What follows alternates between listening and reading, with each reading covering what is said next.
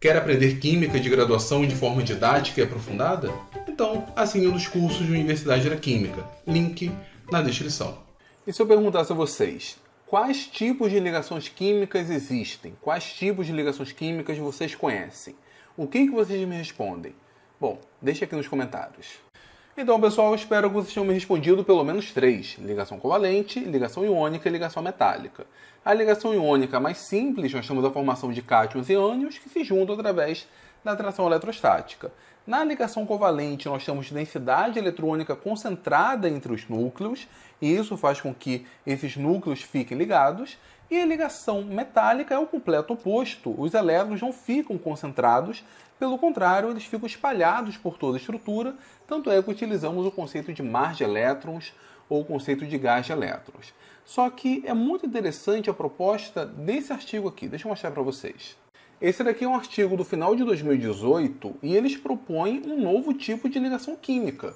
Um tipo de ligação único para explicar a ligação e as propriedades de uma classe de compostos que eles chamam de metais incipientes.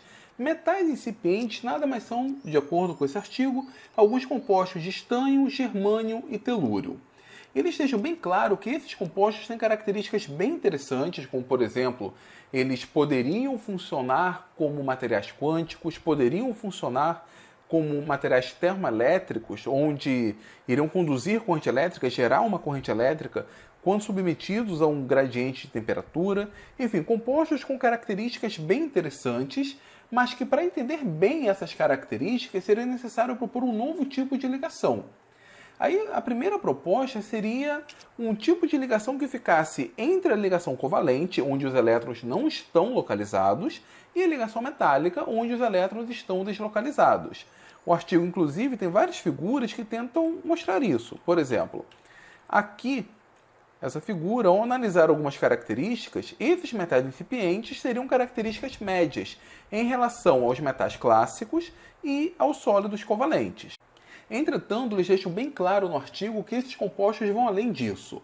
Além de ter algumas características intermediárias, eles têm várias características únicas. Por isso, seria necessário utilizar um tipo próprio de ligação química para descrevê-los.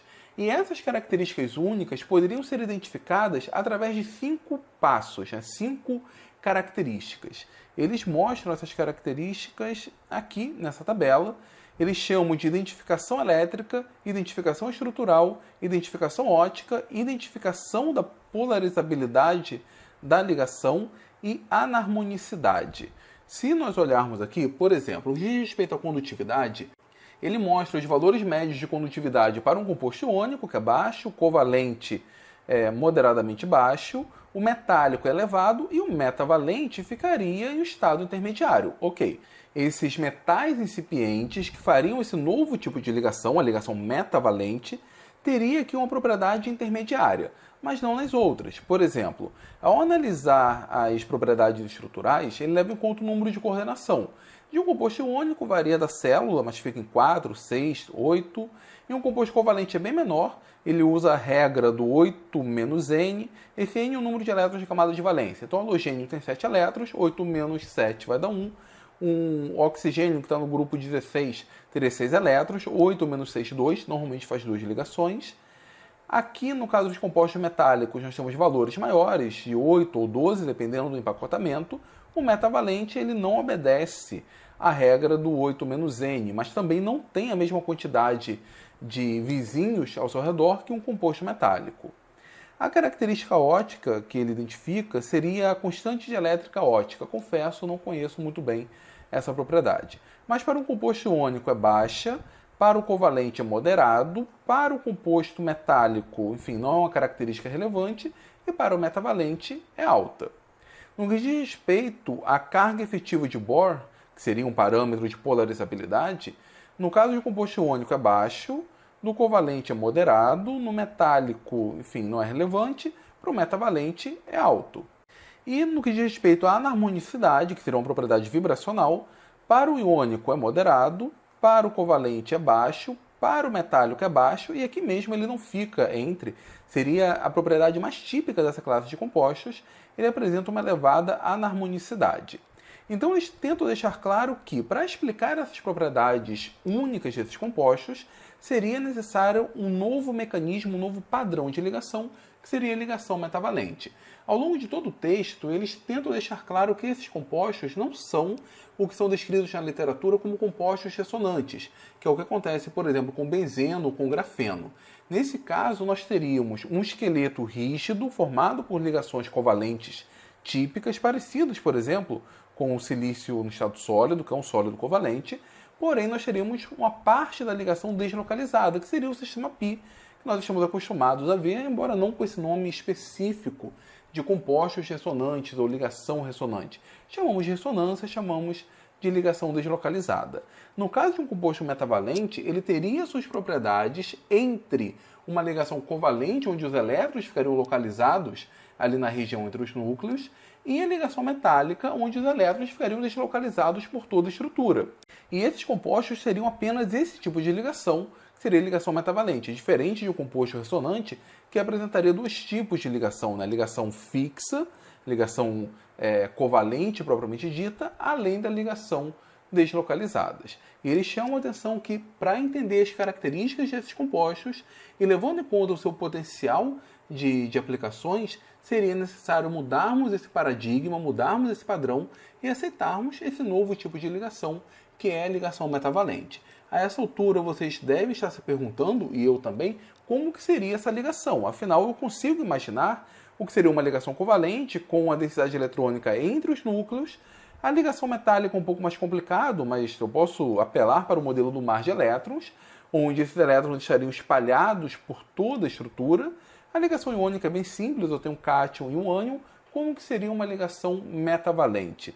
Infelizmente, logo no início do artigo, eles deixam bem claro que essa complementação iconográfica, né, pictográfica, enfim, essa imagem gerada seria algo bem interessante. Eles estão trabalhando nisso, inclusive estão fazendo alguns cálculos de estrutura eletrônica para dar suporte a essa imagem. Entretanto, isso ficaria para um trabalho posterior. Essa seria apenas uma comunicação e o foco seria nas propriedades. Bom, eu espero que eles publiquem um novo artigo mostrando como que seria a imagem para essa ligação e com certeza eu apresento a vocês aqui na Universidade da Química. Uma outra pergunta que surgiria: significa que nós temos então um novo tipo de ligação? Temos mais um, metálica, iônica, covalente, agora metavalente? Não. O primeiro passo foi dado, que é a publicação do artigo, mas ele precisa ser aceito pela comunidade científica. Assim, em várias situações nós podemos ter pessoas que podem propor novos tipos de ligação química. Por exemplo, em 2014 foi publicado um artigo da chamada ligação vibracional, onde nós teríamos, por exemplo, dois átomos grandes, como iodo, eles seriam dopados por um átomo menor, e essa dopagem faria com que esse átomo menor meio que ficasse pulando de um átomo grande para o outro átomo grande. Eles chamaram de ligação vibracional. E isso, pelo visto, não se estruturou tanto. Não li mais, não vi mais nada a respeito desse tema. Não significa que não tenha sido publicado, mas não vi nenhuma grande publicação chamando atenção a esse padrão. A mesma coisa vale para a ligação metavalente. A comunidade científica tem que aceitar. Se ela não aceitar, simplesmente vai morrer. É só mais uma ideia. Temos alguns pesquisadores, inclusive essa informação toda eu tirei inicialmente do site Chemistry World. Eu vou deixar o link aqui na descrição. E lá no artigo foi dada a palavra a alguns pesquisadores e alguns acham desnecessário esse novo modelo de ligação metavalente. São propriedades interessantes sim, mas aí criar um novo modelo de ligação para isso, os autores defendem. Eles falam, olha, a gente precisa criar um novo modelo de ligação para entender melhor essas propriedades. Não adianta utilizar ligação covalente, metálica ou um híbrido entre elas para tentar compreender esses compostos, que não vai dar certo. Inclusive, eles cunharam até um nome próprio para esses compostos, compostos incipientes. Bom, se isso vai chegar nas universidades, se isso vai chegar nos livros textos, bom, acho que vai levar ainda algum tempo se chegar. Vai chegar no ensino médio? Dificilmente. Até nem acho que seria necessário chegar no ensino médio, né? Já basta a carga teórica que nós temos. Porém, eu, como professor, me sinto na obrigação de pesquisar esses temas e, como divulgador de ciência que eu tento ser, ao descobrir temas como esses, eu faço questão de gravar vídeos e apresentar aqui a vocês. Eu espero que vocês tenham gostado. Se vocês gostaram, deixe aqui nos seus comentários. Se já conheciam, deixe aqui nos seus comentários. Dê o seu like, galera, por favor, isso ajuda bastante. Compartilhe esse vídeo lá no seu grupo de colegas, grupo de professores.